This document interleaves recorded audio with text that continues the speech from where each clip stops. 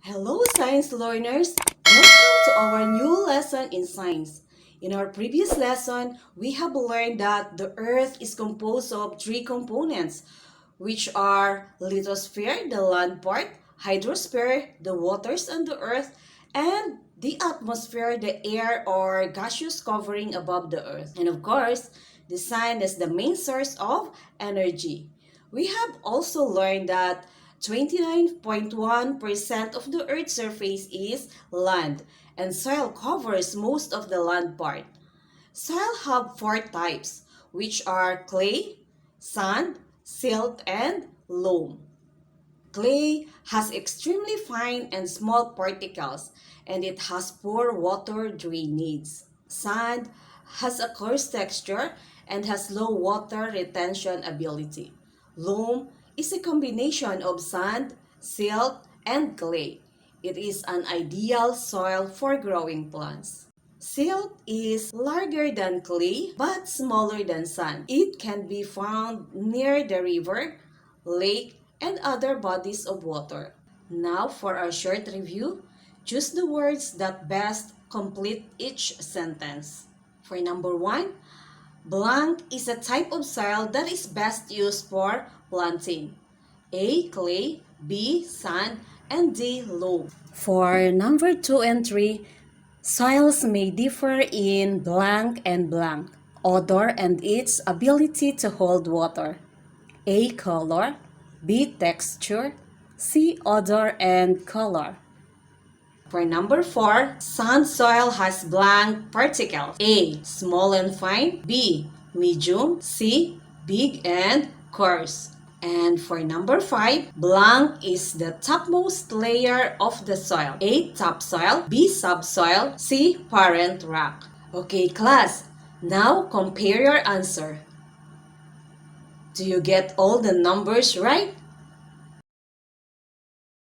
We can now move on to our new lesson, uses of water from different sources. Our most essential learning competency, explain the use of water from different sources in the context of daily activities. At the end of this video lesson, you are expected to identify different sources of water. Explain the use of water from different sources in the context of daily activities. 3. Classify sources of water suitable for human consumption. Number 4. List down the uses of water in our daily activity. And the last, infer the importance of water in daily activities. Water covers 71% of the Earth's surface, and 96.5% of it is salt water. Just 3.1% of water on Earth is fresh water that we can drink.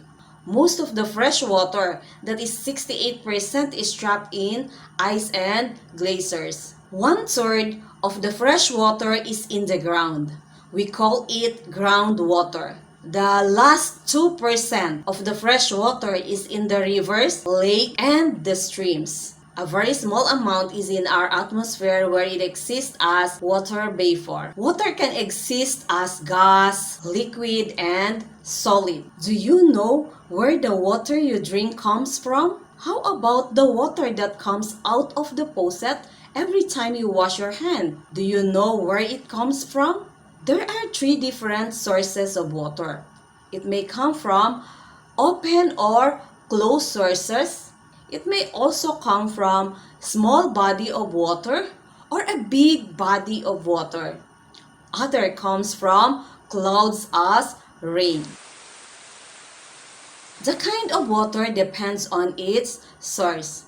The 3 kinds of water are seawater, fresh water, and groundwater. Seawater is salty.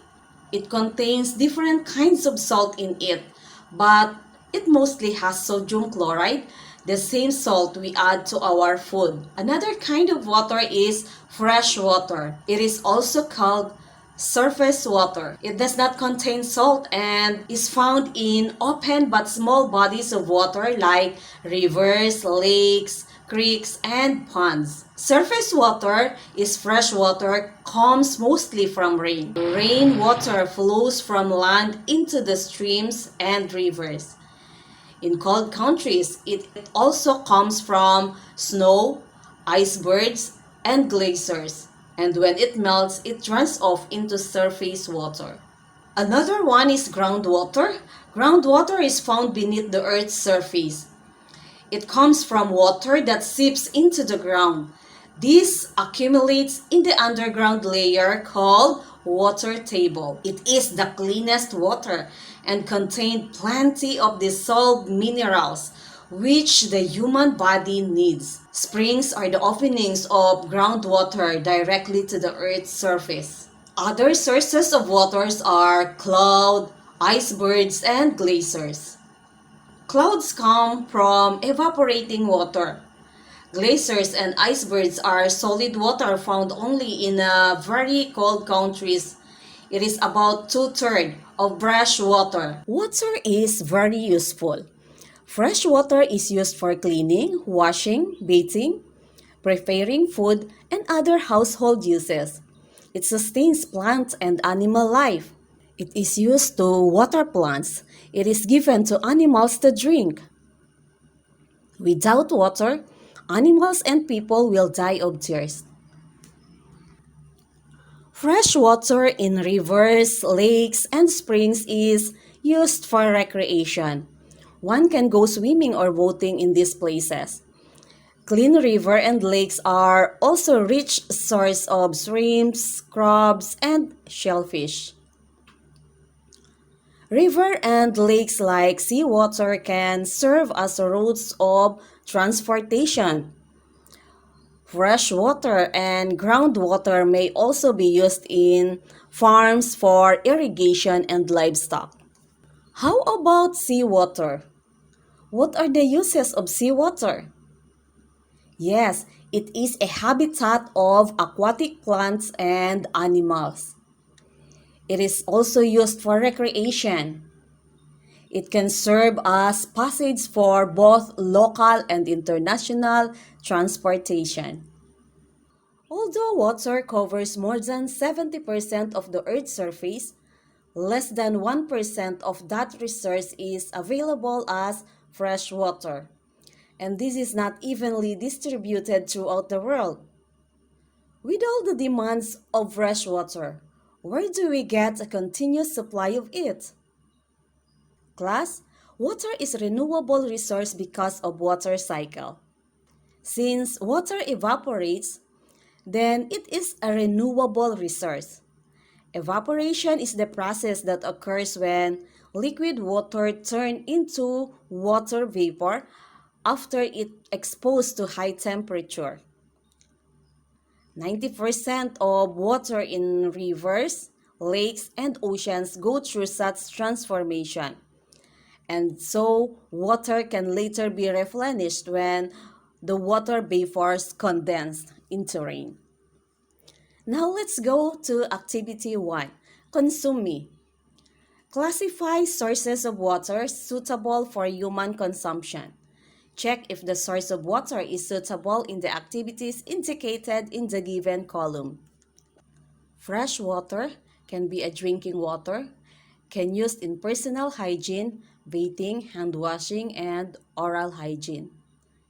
Yes, it can also be used in preparing food, cooking, washing dishes, and clothes. How about salt water? Yes, we cannot use salt water for drinking or for human consumption unless it passes through desalination. How about groundwater? That's right. Groundwater is the safest water for human consumption. It can be used for drinking, for personal hygiene, bathing, hand washing, and oral hygiene. Also, for preparing food, cooking, washing dishes, and clothes.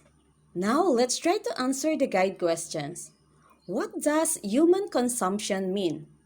Right. Human consumption means the use of water for drinking, bathing, or showering, hand washing, food preparation, cooking, and other oral hygiene. Okay, number 2. What sources of water are suitable for human consumption? That's right, groundwater and fresh water. Groundwater is the cleanest water suitable for human consumption and contain plenty of dissolved minerals which the human body needs. Each layer of the soil acts as filter. This is why groundwater can be considered a clean water source. We can also use open fresh water like rivers, lakes, creeks, and ponds, but should pass through filtration like water in Angat Dam. Angat Dam provides around 96% of water supply in Metro Manila. It can supply 4,000 million liters of water per day. Doon nanggagaling ang tubig na lumalabas sa faucet every time you need it. We can also use salt water but should pass through desalination. Desalination is the process of removing salt from salt water. There are several ways of removing salt from water and turning it into drinking water. Ginagawa ito kapag walang sapat na mapagkukunan ng tubig na inumin. Number 3 question. Are these sources of water safe for us? Why or why not? Yes, like what we said before, groundwater is the safest and cleanest water because it passes through natural filtration. And the open fresh water and the pressed water can also be used for human consumption as long as it passes through filtration. Seawater can also be used for human consumption after desalination. Okay, now to check your understanding, write through if the statement is correct. If it is wrong, underline the words that made the statement incorrect and write the correct word. 1. The different sources of water are surface water, like seawater and fresh water, and the groundwater. 2. Salt water is used for cleaning, washing, bathing, preparing food, and other household uses. 3. Groundwater is the best source of water for drinking. 4. Water is necessary for the healthy growth of farm and livestock.